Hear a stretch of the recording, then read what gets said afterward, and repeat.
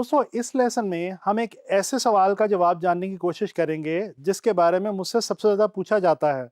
दोस्तों फोटोशॉप के बारे में एक चीज़ जो बहुत इंपॉर्टेंट है वो है लेयर्स। हम सब जानते हैं कि फोटोशॉप एक लेयर बेस्ड सॉफ्टवेयर है और इसके अंदर हम जब भी कोई डॉक्यूमेंट क्रिएट करते हैं और उसके ऊपर जो कुछ भी काम करते हैं वो हम लेयर्स की सूरत में करते हैं। तो दोस्तों अब मैं आप लोगों को ये गाइड करने जा रहा हूं कि फोटोशॉप में बेसिकली लेयर्स का कॉन्सेप्ट क्या है और हम उसको किस तरह से इस्तेमाल करते हैं। दोस्तों इससे पहले कि मैं आपको फोटोशॉप की तरफ लेके चलूं, मैं आपको एक छोटी सी मिसाल देना चाहूंगा। दोस्तों आप लोग जानते हैं कि जब कोई बिल्डिंग बनाई जाती है तो उसके डिफरेंट फ्लोर्स बनाए जाते हैं। सबसे पहले बेसमेंट या ग्राउंड फ्लोर, फिर उसके बाद फर्स्ट फ्लोर, फिर उसके बाद second floor, third floor, fourth floor और इस तरह से बहुत सारे फ्लोर्स आप किसी भी बिल्डिंग के बना सकते हैं। दोस्तों जब हम फोटोशॉप के अंदर लेयर्स के साथ किसी भी डॉक्यूमेंट को या फाइल को क्रिएट करते हैं तो बेसिकली हम बिल्कुल यही काम कर रहे होते हैं। हम स्टेप बाय स्टेप लेयर्स की सूरत में, फ्लोर्स की सूरत में किसी भी डॉक्यूमेंट को और किसी भी आर्टवर्क को क्रिएट करने की कोशिश करते हैं। इसका हमें फायदा ये होता है कि हमारे जो आर्टवर्क है वो हमारे पास डिफरेंट स्टेप्स में, डिफरेंट हमारे लेयर्स के अंदर हमारे पास मौजूद रहता है और उसको हम किसी भी वक्त आसानी के साथ एडिट कर सकते हैं। तो चलें चलते हैं फोटोशॉप की तरफ। दोस्तों जब हम फोटोशॉप के अंदर कोई भी डॉक्यूमेंट ओपन करते हैं तो हमारे सामने जो व्यू आता है वो कुछ इस किस्म का होता है और आपको पता है कि ये आपके सामने राइट कॉर्नर के ऊपर ये लेयर पैनल मौजूद है। दोस्तों विंडो के अंदर जाके भी आप लेयर पैनल को ओपन कर सकते हैं और इसकी शॉर्ट की मैं आपको बता चुका हूं जो कि है F7। अच्छा दोस्तों अब ये आपके सामने एक बैकग्राउंड लेयर मौजूद है जिसके ऊपर ये एक छोटा सा लॉक भी लगा हुआ है। सबसे पहले आप लोगों ने ये करना है कि लेयर्स स्टार्ट करने से पहले आपने इसको डबल क्लिक करके नाम देना है, यानी कि आप इसको लेयर 0 या बैकग्राउंड या कुछ भी नाम दे सकते हैं।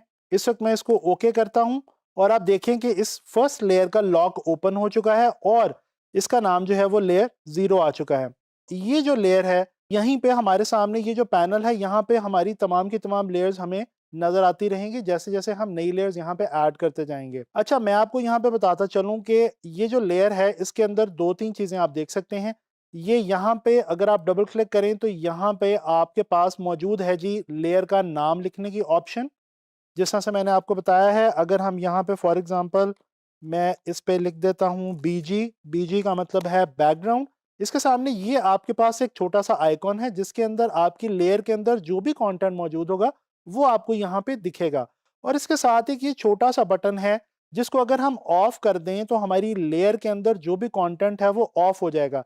जैसे कि आप देख सकते हैं कि इस वक्त हमारी लेयर के अंदर व्हाइट कलर फिल हुआ है और अगर मैं इस बटन को ऑफ करता हूँ, आई बटन को, तो मेरी वो जो लेयर के अंदर जो व्हाइट कलर है वो नजर नहीं आता और बिल्कुल हमारे पास ट्रांसपेरेंट सा एक व्यू आ जाता है। तो दोस्तों ये है हमारी लेयर का बेसिक स्ट्रक्चर कि उसके अंदर क्या दो तीन चार ऑप्शंस होती हैं।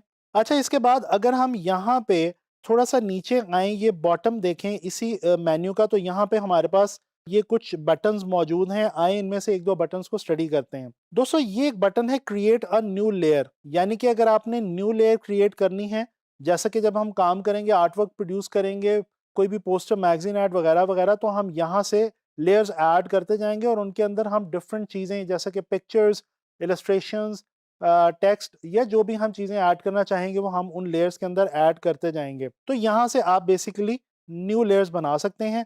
जितनी बार आप यहाँ से क्लिक करते चले जाएंगे नई लेयर बनती चली जाएगी जैसा कि आप ये देख रहे हैं और उसको नया नंबर भी मिलता चला जाएगा। अगर मैं अब यहाँ पे कंट्रोल और जी करना शुरू कर दूं यानी कि अनडू करना शुरू कर दूं तो ये जो लेयर्स है मेरी ये वापस जाना शुरू हो जाएंगी। अच्छा इसी तरह से ये आपके पास एक और बटन है बिल्कुल राइट पे जो है डिलीट लेयर का।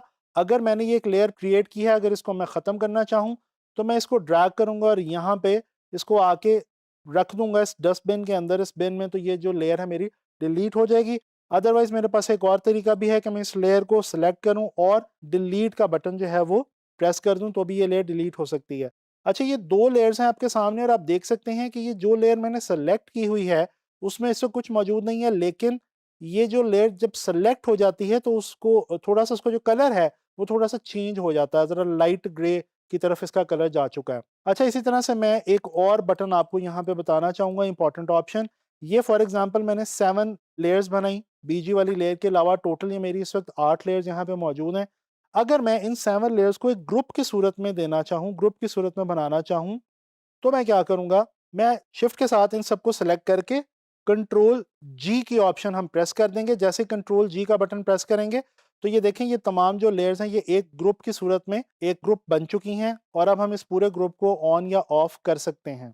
इसी तरह से दोस्तों हमारे पास यहाँ पे ये ग्रुप का बटन है, ये आपने ग्रुप बनाया और इसके बाद अगर आपके पास ये लेयर्स मौजूद हैं, इनको आपने उठा के ड्रैग किया इस ग्रुप में, तो ये देखें वो उस ग्रुप के अंदर चली गई। तो ये तो मैंने आपको बताया कि बेसिकली लेयर को जो है हम फोटोशॉप के अंदर किस तरह से ट्रीट करते हैं।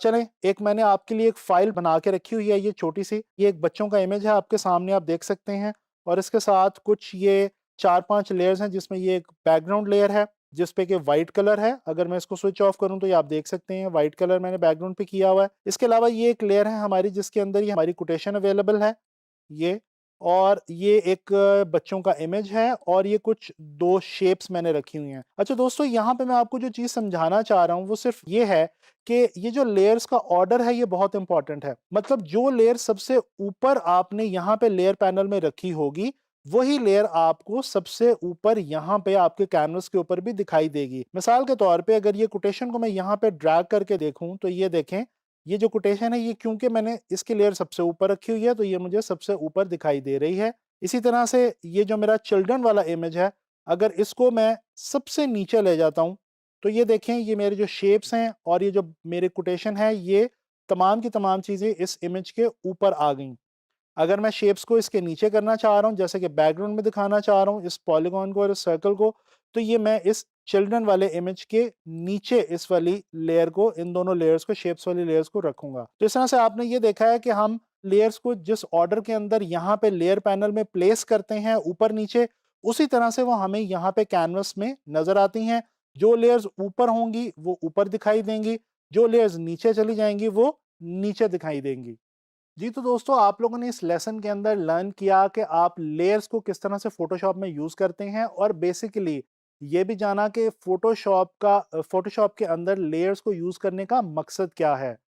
तो उम्मीद करता हूँ कि आप लोगों को समझ आ गई होगी कि लेयर पैनल और लेयर्स को फ़ोटोशॉप में किस तरह से यूज़ किया जाता है।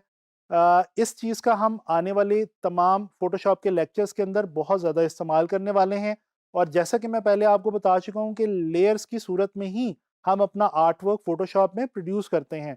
तो इस चीज़ को अच्छी तरह से समझ लीजिए और प्रैक्टिस कीजिए। इंशाल्लाह ताला नेक्स्ट लेसन्स में हम फ़ोटोशॉप के बारे में मज़ीद चीज़ें एक्सप्लोर करेंगे।